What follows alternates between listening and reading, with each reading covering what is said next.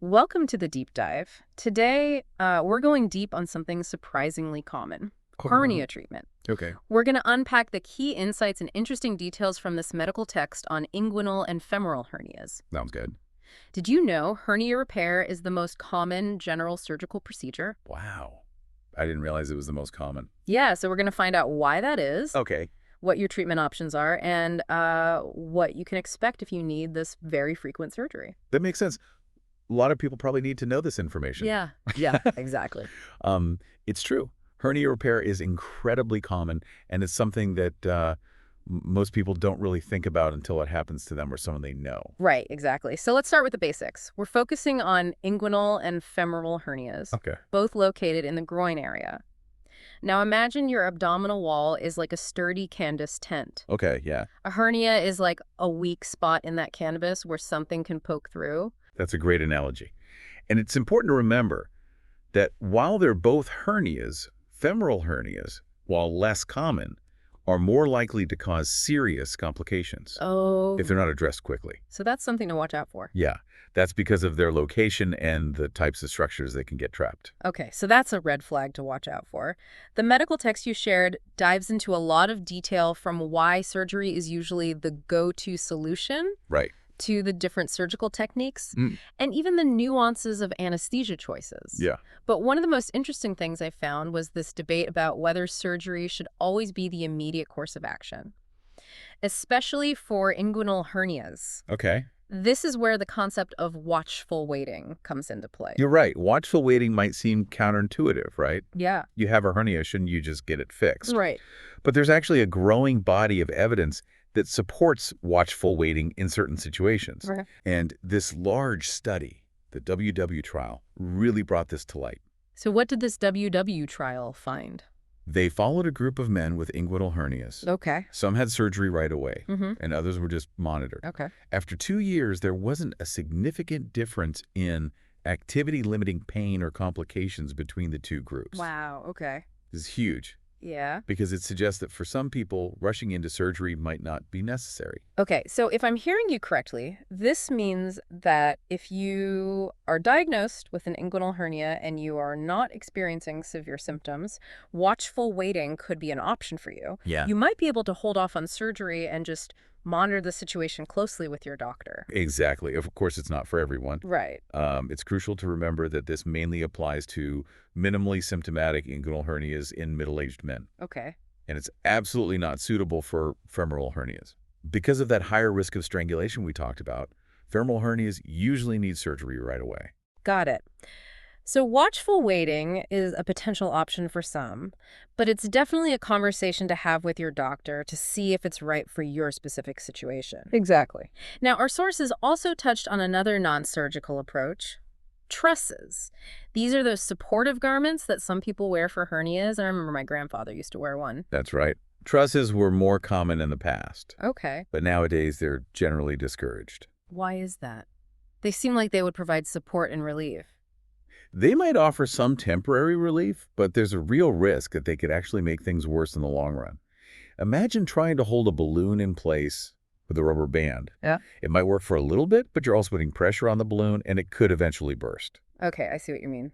So trusses might sound like a good idea, but they can actually cause damage by constricting the hernia contents. Yeah, Plus, they could complicate future surgery if it becomes necessary. precisely. Okay. And this brings us to a critical point: the potential severity of a strangulated hernia. Now that does sound serious. It is. A strangulated hernia is a medical emergency. Okay. This happens when a portion of the intestine or other tissue gets trapped in the hernia and its blood supply is cut off. So it's like getting a kink in a garden hose, cutting off the flow of water. Exactly. And just like a plant needs water to survive, that trapped tissue needs blood flow. You need surgery within hours, ideally 4 to 6 hours, to prevent irreversible damage to the bowel. Wow, time is really of the essence there. Absolutely. And in these emergency situations, there's a specific surgical technique called the Schulde's technique, Okay. which is often the preferred approach. Mm-hmm. They might even avoid using mesh because of the risk of infection. Oh, okay. It's fascinating how the urgency of the situation changes the surgical strategy. Yeah. Okay, so we've established that surgery is usually the answer for hernias, but what about the different types of anesthesia used? I know even the thought of anesthesia can make people anxious. That's understandable. The choice of anesthesia is a crucial part of the process, and it can really affect your experience. Yeah. You have options: general anesthesia, where you're completely asleep; regional anesthesia, like a spinal or epidural, where a larger area is numbed; and then local anesthesia, which just focuses on the surgical site. So many choices. What are the trade-offs? What should someone consider when making this decision? Well, there was a study that found that local anesthesia actually led to less pain, less nausea, and even shorter hospital stays after surgery, which is pretty surprising, right? I would have thought general anesthesia would be the most comfortable, just being totally asleep through the whole thing. It seems that way, but there are definitely pros and cons to each approach. Yeah. General anesthesia knocks you out completely, Mm. but it comes with more risks and a longer recovery. Regional anesthesia numbs a larger area, but you're still awake. Local anesthesia is very targeted, but you might be aware of what's going on during the surgery. Right. So it's really a conversation to have with your doctor to figure out the best fit for you and your individual needs. Exactly. Now, let's dive into the surgical techniques themselves. The text mentioned a shift towards tension-free repairs using mesh. Can you break that down for us? In the past, surgeons would stitch the hernia opening closed. Imagine trying to sew up a tear in a piece of fabric by just pulling the edges together. That creates a lot of tension on the fabric, and it's more likely to tear again. Makes sense. With tension-free repairs, they use a mesh to reinforce the weakened area, like patching a hole in that piece of fabric. This spreads the tension more evenly, making it less likely to come apart. So mesh has become the standard approach. For the most part, yes. But there is one notable exception: the Schuldeis technique, which we mentioned earlier when we talked about strangulated hernias. Right. This is an open repair that doesn't use mesh. It has a really good track record, but does require a surgeon with specialized expertise. What about the more common mesh repairs? Two of the most common are the Liechtenstein technique and the plug-and-patch technique. Okay. Both are considered open repairs, where the surgeon makes an incision in the groin to access the hernia. But there's also a laparoscopic approach, right? Where tiny incisions and cameras are used? Yes, laparoscopic surgery is definitely becoming more popular for hernia repair. Okay, let's unpack those laparoscopic repairs next, because I know there are different types. So we were just talking about laparoscopic surgery and how it's becoming more and more common for hernia repair. There are two main types, TEP and TAPP. And while the details can get a bit technical, the key takeaway here is that both are minimally invasive options. Right. Think of it this way. Imagine you need to fix something behind a wall. You could either go through the wall directly, or you could find a way to access it from behind, leaving the wall itself intact. Okay, I like that. So TAP is kind of like working from behind the wall. Exactly. With TEP, which stands for totally extraperitoneal repair, the surgeon creates a space behind the abdominal wall without actually entering the abdominal cavity.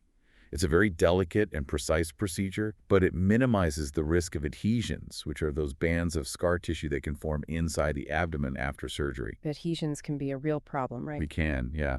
Yeah. They can cause pain, bowel obstructions, and even complications during future surgeries. Yeah. So minimizing that risk is a big plus for the TEP approach. And what about TAPP? TAPP, or transabdominal peritoneal patch repair, is more like going through the wall.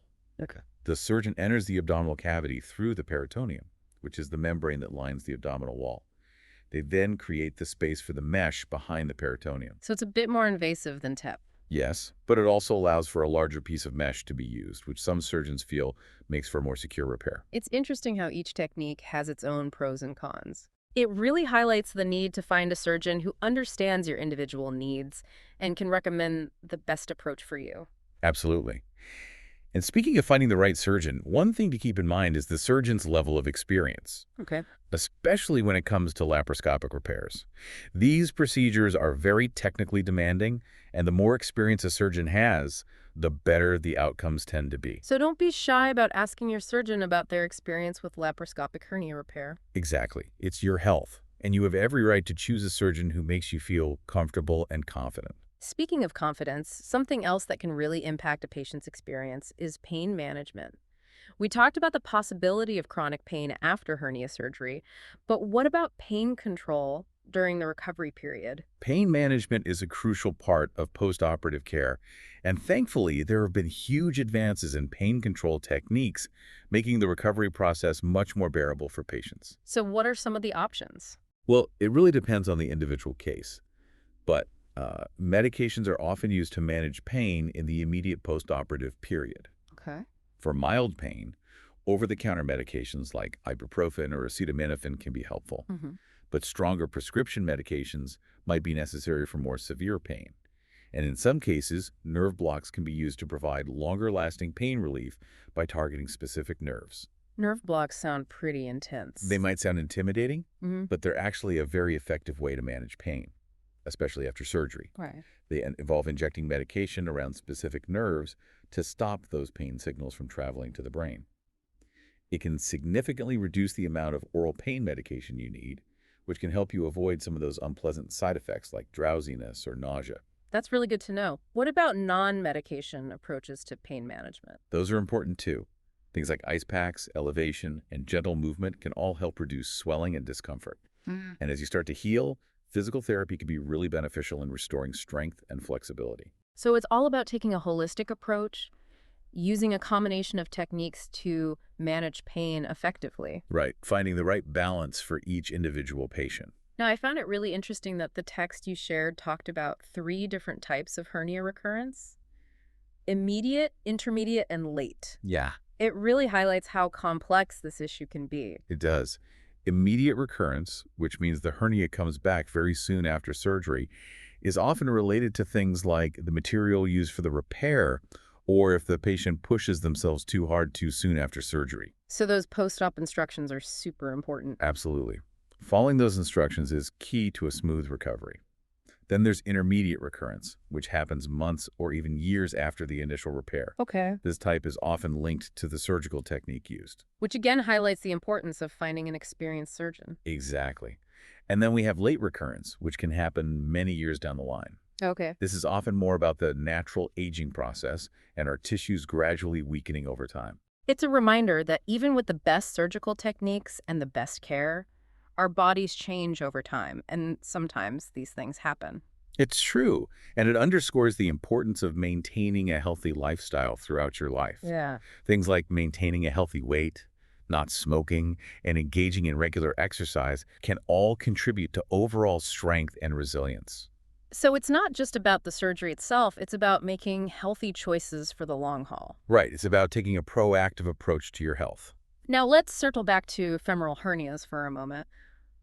We know they're less common than inguinal hernias, but as we mentioned earlier, they can be more prone to complications. Absolutely. And the approach to repairing a femoral hernia is often dictated by the size of the hernia itself. So how does that work? If it's a small femoral hernia, the surgeon can often repair it through an incision below the inguinal ligament, which is a band of tissue in the groin. They can then push the protruding tissue back into place and repair the defect. And what if it's a larger hernia? For larger femoral hernias, the surgeon might need to take a different approach. They might need to access the hernia from within the abdominal cavity. This allows them to get a better view and ensure that the bowel is healthy, especially if there's any concern about strangulation. That makes sense. So the surgeon has to tailor their approach based on the specifics of each case. Exactly. And it's a good reminder that hernia treatment is not a one-size-fits-all proposition. Every patient is unique, and the best treatment plan will always be individualized. Okay, so we've talked about the different types of hernias, surgical techniques, and even anesthesia options. Let's shift gears now and talk about what you can expect after surgery during the recovery period. The good news is that most people recover very well from hernia surgery, whether it's an open repair or a laparoscopic procedure. You can usually return to work within a week or two if your job is primarily sedentary. But it's important to avoid heavy lifting for 4 to 6 weeks to allow the tissues to heal properly. That makes sense. Give your body time to mend.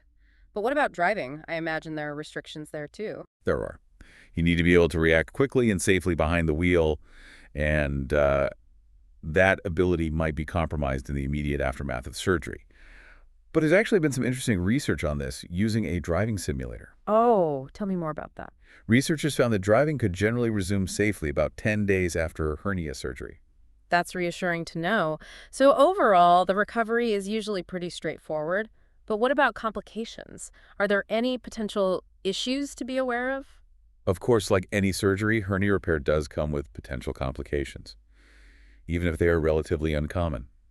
Bruising and swelling are very normal, so don't be alarmed if you see some discoloration around the incision site. It's just part of the healing process. So no need to panic if you see a little bruising. Right, it's to be expected. And sometimes fluid can collect under the skin, forming a seroma or a hematoma. These usually go away on their own, but they can be uncomfortable. Yeah. And occasionally, they might need to be drained. And what about infection? That's always a concern with any surgery. It's true, infection is always a risk. But infection rates are generally quite low for hernia repair. And if an infection does occur, it can usually be treated effectively with antibiotics. Okay, so those are some of the more common complications. But we also touched on the possibility of persistent pain after surgery. Can you talk a bit more about that? Unfortunately, some people do experience chronic pain after hernia surgery, which can be really debilitating. Right. It's not always clear why this happens, but it could be due to nerve damage during the procedure or other factors related to the healing process. So if you're experiencing pain that's not improving, it's crucial to let your doctor know. Absolutely. Don't suffer in silence. There are treatments available that can help manage chronic pain. And then, of course, there's the issue of hernia recurrence, which means the hernia comes back after surgery. That doesn't sound good. It's not ideal, but it does happen sometimes. The chances of recurrence depend on a lot of factors, including the type of hernia, the surgical technique used, the patient's overall health, and even lifestyle choices. So how can someone minimize their risk of recurrence? Following your doctor's instructions after surgery is paramount. Okay. That includes taking it easy, avoiding strenuous activity, and resisting the urge to lift anything heavy while you're healing. Maintaining a healthy weight, not smoking, and eating a nutritious diet can also help promote healing and reduce the risk of recurrence. So it's all about giving your body the best possible chance to heal properly and regain strength. Exactly. And if you have any concerns at all, don't hesitate to reach out to your doctor. Early intervention is always best. This deep dive has really highlighted just how much goes into hernia treatment. It's not just about the surgery itself, it's about the whole patient experience, from the initial consultation to the recovery period and beyond. You said it perfectly. It's about providing compassionate, patient-centered care that addresses the physical, emotional, and even financial aspects of this condition. And I think one of the most important takeaways from all of this is the importance of being informed. Having access to this kind of information empowers you to participate in your own healthcare decisions, ask the right questions, and advocate for your needs. Absolutely. Knowledge is power, especially when it comes to your health. So what stands out to you as we've explored this topic? What I find most fascinating is the continuous evolution of surgical techniques, Yeah. especially the move towards tension-free repairs using mesh. It's incredible how medical advancements have led to such significant improvements in outcomes for patients, lowering recurrence rates and making the recovery process so much easier. I agree. And I think the whole discussion around watchful waiting is particularly interesting. It really challenged the traditional assumption that surgery is always the immediate answer and highlights the importance of individualized care and collaborative decision-making between patients and their doctors. You've raised a really important point. It emphasizes the need for ongoing research and the continuous evaluation of best practices in hernia treatment. What resonated most with you? For me, it was the emphasis on patient empowerment. Having this kind of in-depth information allows people to be active participants in their healthcare decisions, ask insightful questions, and really advocate for what they need. It's about moving away from that passive role and taking ownership of your health journey. I couldn't agree more. It's about fostering a true partnership between patients and their healthcare providers, based on trust, open communication, and a shared understanding of the complexities involved. So as we wrap up this part of our deep dive into hernia treatment, what's one key takeaway you'd want listeners to remember? Well, I think the biggest takeaway here is that hernia treatment is a journey, and you're not alone in it. We've covered so much ground, from surgical techniques to recovery tips and even the emotional side of things. Yeah, you're right, we have. We've really tried to explore all the angles because it's about so much more than just the surgery itself. It's about understanding your options, feeling confident in your decisions, and having a supportive team behind you. And speaking of the emotional side of things, we touched on this earlier, but I think it's worth circling back to. Okay. Hernias, while common, can be a source of real anxiety and even embarrassment for some people. Absolutely, and that's totally understandable. There's often a stigma associated with hernias, especially inguinal hernias.